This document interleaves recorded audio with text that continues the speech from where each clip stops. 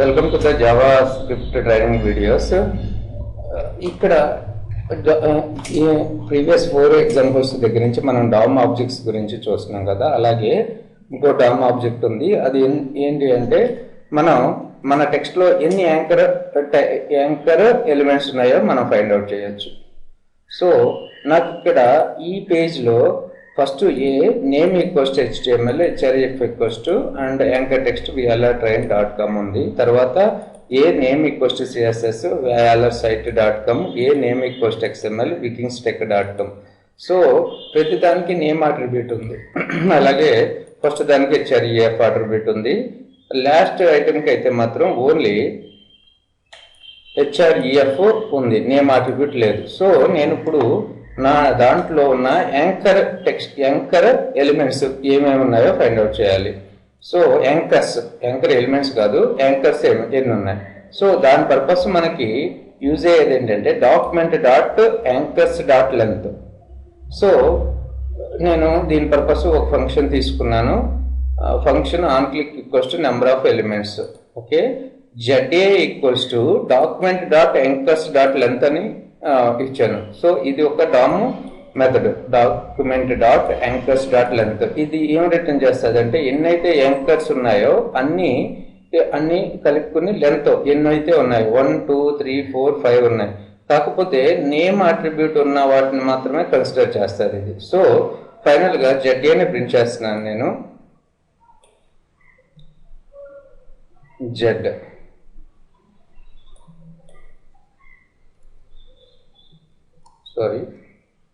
Plus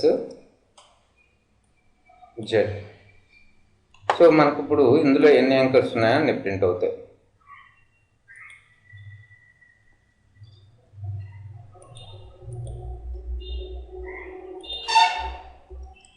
so ఇక్కడ plus number of anchors or plus ZA. So ZAలో ఎన్ని save అవుతాయో చూడండి, 4 వస్తాయి.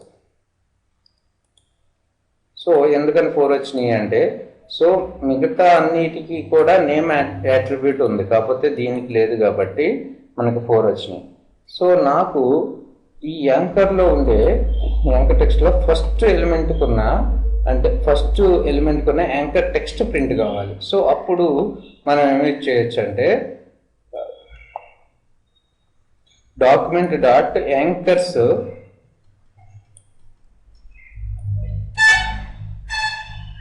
Anchor of 0.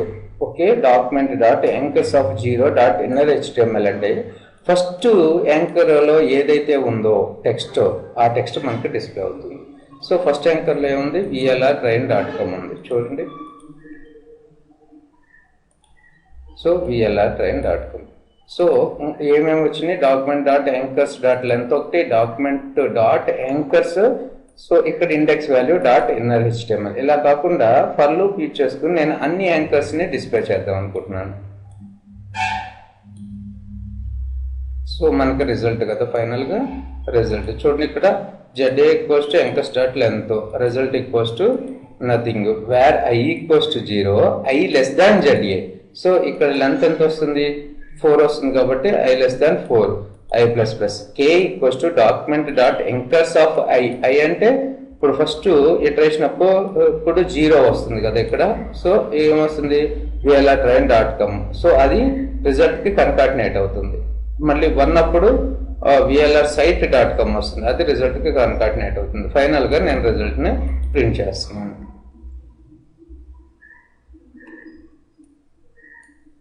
ఫైనల్గా రిజల్ట్ని ప్రింట్ చేస్తున్నాను చూడండి output. So vrtrain vrSite.com vrtech.com, final anchor text ఏముంది, రమేష్ అని ఉంది చూడండి. ఇక్కడ name equals to anchor text Ramesh ఉంది. ఈ విధంగా మనం మన డాక్యుమెంట్లో ఉన్న యాంకర్ ఎలిమెంట్స్ యొక్క టెక్స్ట్ని ఎన్ని యాంకర్ ఎలిమెంట్స్ ఉన్నాయి, so along with the name attribute మనం చెక్ చేసుకోవచ్చు.